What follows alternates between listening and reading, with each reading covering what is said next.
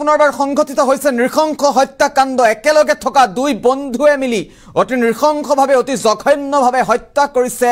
বন্ধুকে দুটা নামঘৰৰ মাজত অতি নৃশংসভাৱে হত্যা কৰি উলুমাই থৈছে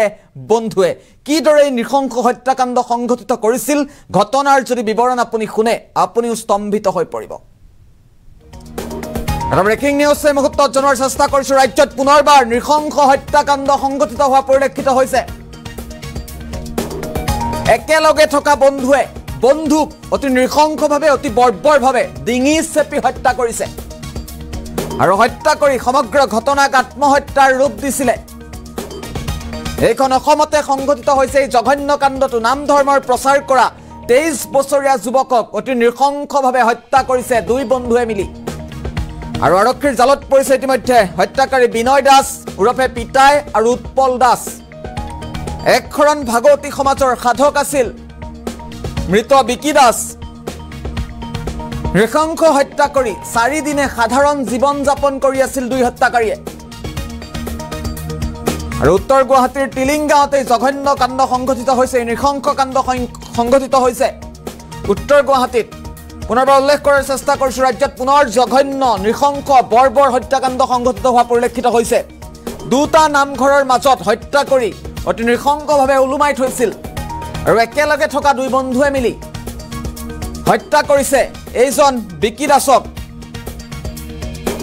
আৰু আমি বিকি দাসৰ ফটোগ্ৰাফ এই মুহূৰ্তত দেখুৱাইছো এইজন হৈছে বিকি দাসকে অতি নৃশংসভাৱে উৎপল দাসে হত্যা কৰিছে আৰু 23 বছৰীয়া আছিল এই যুৱকজন 23 বছৰীয়া যুৱকজনক অতি নৃশংসভাৱে হত্যা কৰা হৈছে নাম ধৰ্মৰ প্ৰচাৰ কৰিছিল এই যুৱকজনে বিকি দাসে বিনয় দাস আৰু উৎপল দাসে অতি নৃশংসভাৱে বিকি দাসক হত্যা কৰিছে আমি বিকি দাসক হত্যা কৰাৰ পাছতে বৰ্তমান মুহূৰ্তত বিকিৰ ঘৰখনত কি পৰিৱেশৰ সৃষ্টি হৈছে আমি দৃশ্যাংশ দেখুৱাৰ চেষ্টা কৰিম এয়া বিকিৰ ঘৰখনৰ দৃশ্যাংশ মুহূৰ্তত আমি দেখুৱাইছো উত্তৰ গুৱাহাটীৰ টিলিংগাঁৱতে জঘন্য কাণ্ড সংঘটিত হোৱা পৰিলক্ষিত হৈছে 23 বছৰীয়া যুৱকজনক অতি নৃশংসভাৱে হত্যা কৰাৰ পাছত এতিয়া অবৰ্ণনীয় পৰিস্থিতিৰ সৃষ্টি হৈছে ঘৰখনত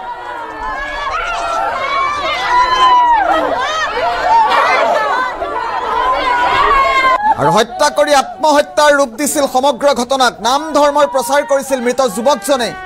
মৃত বিকি দাসে নাম ধৰ্মৰ প্ৰচাৰ কৰিছিল অতি শান্ত সমাহিত চৰিত্ৰৰ আছিল বিকি দাস আৰু বিকি দাসকেই অতি নৃশংসভাৱে অতি জঘন্যভাৱে হত্যা কৰা হৈছে একশৰণ ভাগৱতী ধৰ্মৰ সাধক আছিল বিকি দাস আৰু বিকি দাসক হত্যা কৰা দুই হত্যাকাৰীৰ ফটোগ্ৰাফ এই মুহূৰ্তত দৃশ্যাংশ এই মুহূৰ্তত দেখুৱাম আমি তৃতীয়টো দৃশ্যাংশ এই মুহূৰ্তত দেখুৱাৰ চেষ্টা কৰিম এইজন হৈছে বিনয় দাস আৰু উৎপল দাসৰ ফটোগ্ৰাফ এই মুহূৰ্তত আমি দেখুৱাইছো আমি দৃশ্যাংশ দুটাকৈ দৃশ্যাংশ একেলগে দেখুৱাম দুই হত্যাকাৰীক গ্ৰেপ্তাৰ কৰা হৈছে আৰক্ষীয়ে গ্ৰেপ্তাৰ কৰিবলৈ সক্ষম হৈছে তাৰ সমান্তৰালভাৱে বিকি দাসৰ ঘৰখনত কি পৰিস্থিতিয়ে বিৰাজ কৰিছে বিকিৰ ঘৰখনত কি পৰিস্থিতিয়ে বিৰাজ কৰিছে আমি সেই দৃশ্যাংশ দেখুৱাৰ চেষ্টা কৰিম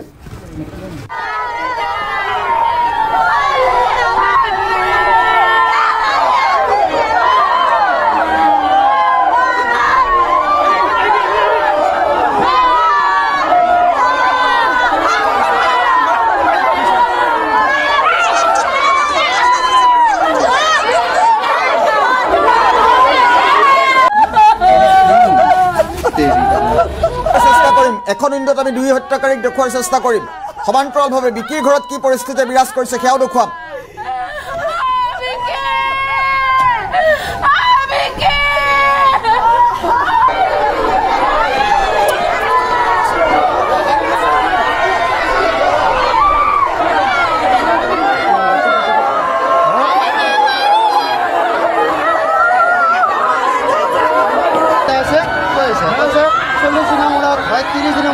আহিব উজাকি আনি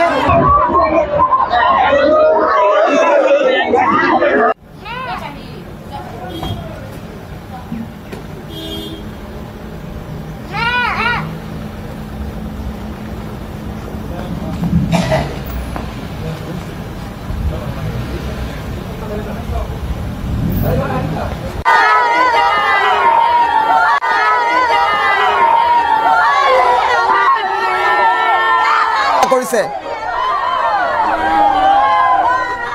আমি মন্তব্য আছে ওচৰ চুবুৰীয়াৰ মন্তব্য আহি পৰিছে পোনে পোনে মন্তব্য শুনোৱাৰ চেষ্টা কৰিম ল'ৰাটো ফোন কৰি ওলাই আহিছে আমি আছো কিন্তু আমি নাজানো সি ক'ত গৈছে কিন্তু এইটো সাজিশ হয় একদম মানুহে মানে সাজিশ কৰি তাক লকআপত মানে ফাঁচি দিছে গতিকে এই দুখী শাস্তি হ'ব লাগে আৰু শাস্তি নোহোৱালৈকে আমি নেৰো অন্তত আমি তিলিংগাৰ সমাজে আমি নেৰো তিলিংগাৰ ৰাইজে নেৰো দুখী শাস্তি হ'বই লাগিব দুখী শাস্তি হ'বই লাগিব কাৰণ এই ল'ৰাটো একদম অমায়িক সন্ধিয়াৰ পৰা ধুবুৰী ৰাইজী নাম প্ৰসংগ কৰি ফুৰে ধুবুৰীৰ পৰা সন্ধিয়ালৈ সি নাম প্ৰসংগ কৰিছে আৰু আমাৰ সমাজৰ আগভাগ সাৰি ল'ৰা হয় তাৰ অবিহনে আমাৰ সমাজ আধৰুৱা তাৰ অবিহনে আমাৰ সমাজ আধৰুৱা বিৰাট অমায়িক ল'ৰা বহুত শান্ত ল'ৰা তাৰ নিচিনা ল'ৰা আমাৰ এই বুলি সিহঁতৰ ল'ৰা নোলাব দুজন ল'ৰাই মিলি হত্যা কৰিলে গতিকে দুখীয়া শাস্তি পাব লাগে দুখীয়া শাস্তি পাব লাগে গতিকে যদি দুখীয়া শাস্তি নকৰে তেতিয়া তিলিংগাৰ ৰাইজে একদম আৰক্ষী থানাত একদম হুলস্থুল হৈ যাব কাৰণ এই দুখীয়া শাস্তি পাবই লাগিব ৰাতি 9:30 বজাত নাইকিয়া হৈছে দ্বিজেন দাসৰ কনিষ্ঠ পুত্ৰ বিকি দাস আজি ওলালে তথ্যখিনি ওলালে হত্যাকাৰী ওলাল প্ৰশাসনৰ ফালৰ পৰা সকলো সহায় কৰিছে ভকত আছিল এখনীয়া সমাজৰ এজন ভাল ভকতে আছিলে ভাল ল'ৰা আছিল কিন্তু এনেকুৱা হ'ব বুলি আৰু লগৰ ভিতৰতে এনেকুৱা ঘটনা কৰিব বুলি আজি ভিতৰত তথ্য ওলাই গ'ল বন্ধুৱে মাৰিছে নামঘৰত দুটা মাজৰ মাজত দুটা নামঘৰৰ মাজত সোমাই থৈ দিছে তিলিংগাৰ নামঘৰত ৰছী লগাই সন্ধিয়া হত্যাকাৰী আৰু সেইটো সিহঁতৰ ভিতৰত জানে বন্ধু ভিতৰত কি হৈছে কিন্তু হয়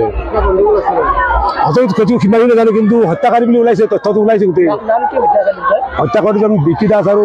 এনেকৈ বিশ্বজিত নাম বিনয় দাস দুজনে হত্যা কৰিছিল অকণমান কিয় মাৰিলে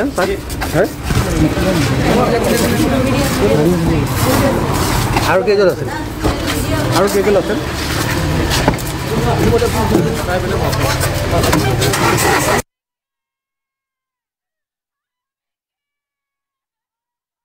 অকণমান